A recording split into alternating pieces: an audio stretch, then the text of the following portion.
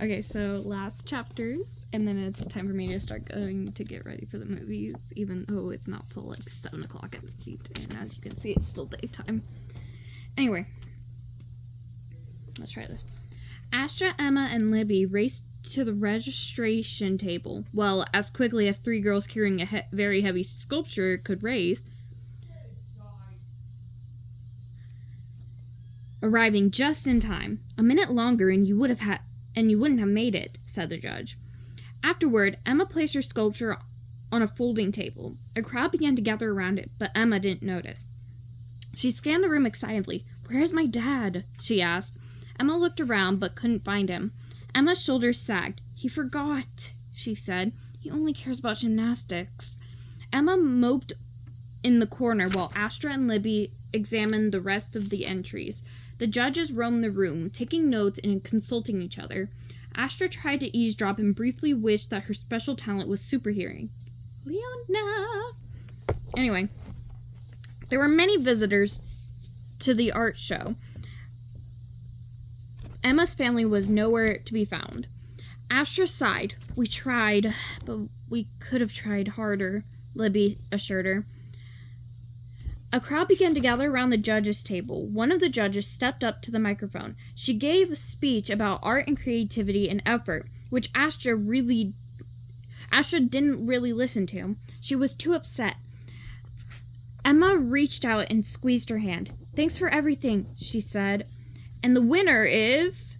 The judge paused, holding up a shiny gold medal on a bright red ribbon. "Emma Prendergast." I thought it was Carmichael. No, that was a different person. Despite the fact that her wish mission was foiled, Astra squealed and jumped up and down. Emma threw her arms around Astra and Libby. "You won!" shouted Astra. "You did it!" "We did it," said Emma, her eyes shining. "I couldn't have done it without you." "Go up and get your medal!" Libby shouted. Emma looked around the room and her face fell. "What's the point?" she said bitterly. "My family didn't come. All they care about is gymnastics. They just don't care about anything else." "Emma! Emma!" someone called. Emma and Astra spun around. Emma's father... Oh, shit. That wasn't supposed to be like a cheer. "Emma! Emma!" someone called. Emma and Astra spun around. Emma's father was trying to fight his way through the crowd to his daughter. "That's my girl!" he shouted. Emma's face broke into a huge grin. Her dad made his way to her side and scooped her up in a big hug. Suddenly, the rest of her family was there too, hugging and kissing her. "I had no idea how important this was to you," he said. "All I could ever think about was gymnastics." "It's okay, Daddy." "No, it isn't," he said. "It wasn't fair to you at all." He took a deep breath. "Your mother and I were talking on the way here. Now that we know what is really important to you, if you want to quit gymnastics, that's fine with us." "I'll never quit gymnastics," said Emma. "I like it, just not as much as the rest of you. But maybe I'll cut back a little bit so that I can go to art club too." He tousled her hair. "I'm really proud of you, sweetheart. Really proud." Astra and Libby both watched, open-mouthed, as a rainbow arc of pure wish energy danced around the room joyously before being absorbed into Astra's wristbands. Libby smiled gently at Astra. "Great job," she said. "But you know what happens now. We have to go." Astra sighed. "I know," she said sadly. She had heard from the other Star Darlings that it can be very difficult to leave once you get to know your wisher so well, but it felt even worse than she expected it to.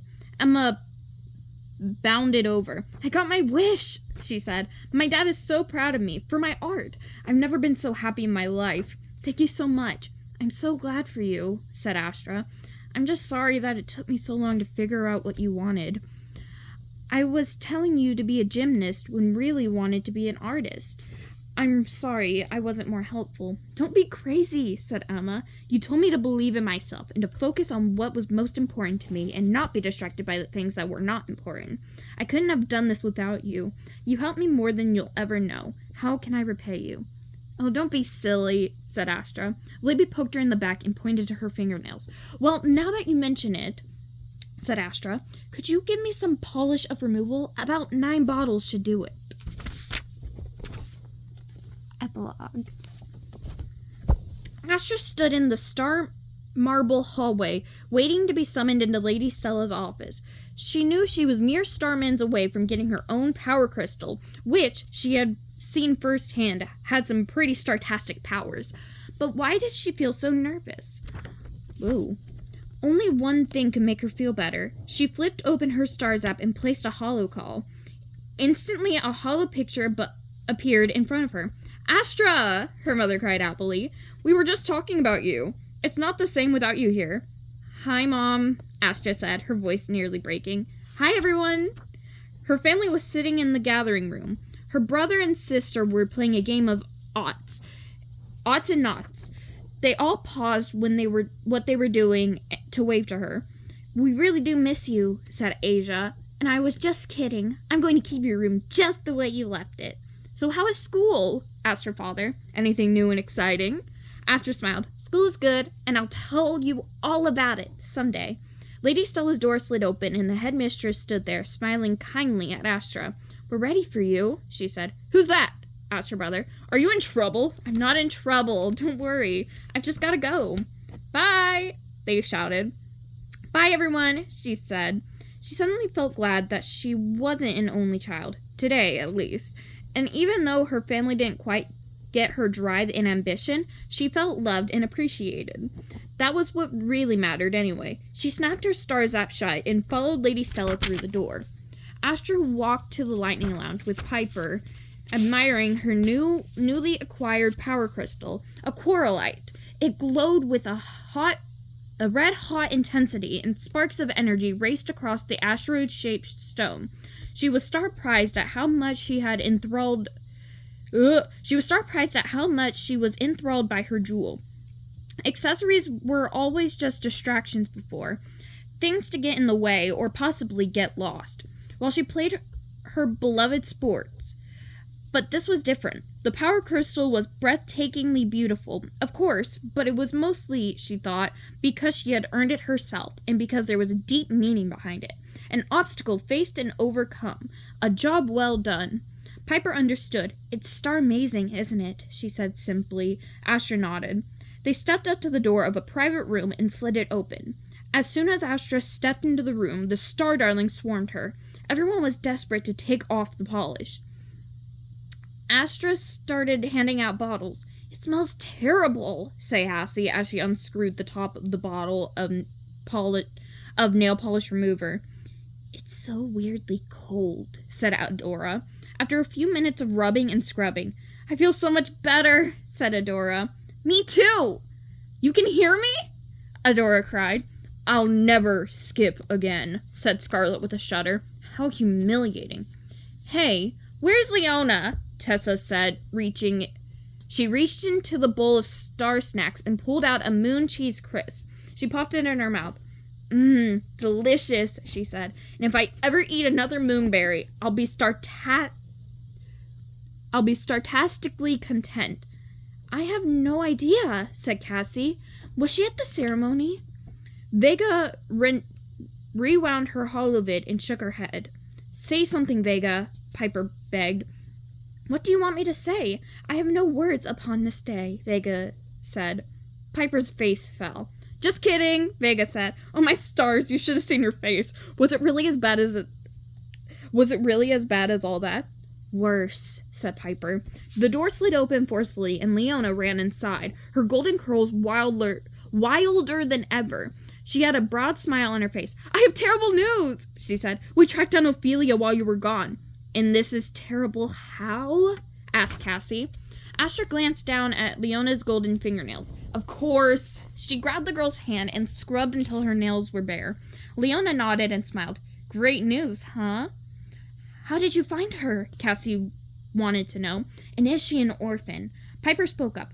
I remembered you had said that Lady Stella thought the orphanage had a different name, so we went to Vega."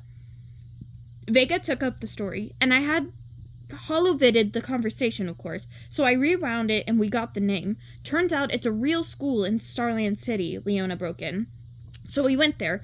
We couldn't find Ophelia, but we left her a message, and she just sent me a holotext saying that she's going to call any Starman now." Leona's Stars app began to flicker and chime. "It's her," she said, accepting the call. Ophelia's tiny self, with her orchard eyes, huge and serious, appeared in the air. "Hi, everyone," she said. Everyone waved to her as they clustered around Leona. "I just wanted to say I'm sorry," said Ophelia, "for misleading you, for pretending to be someone I wasn't." "I knew it!" said Cassie and Scarlet at the same time. "But why did you lie, Ophelia?" said Leona. "I thought we were friends." "I had to," said Ophelia. "I had my star set on going to Starling Academy, but my grades weren't so stellar." "I'll say," said Scarlet, "and I bombed the entrance exam. I somehow managed to get an interview, but that didn't go so well either. I was devastated." Ophelia continued. "Then I got a holo communication from Starling Academy. There was a spot open, but I was told that it was intended for a special student, an orphan. But they couldn't find one, so I needed to pretend I was an orphan if I wanted to go there. I thought it was strange, but I just did as I was told." She took a deep breath. "Once I arrived at Starling Academy, I got a message every morning that told me what to do. Act like a sad orphan. Report back on everything you all said and did. Make friends with Leona." She had the good grace to look ashamed. "Sorry, Leona," she said. "I really did like you as a roommate. You were very entertaining." Leona snorted.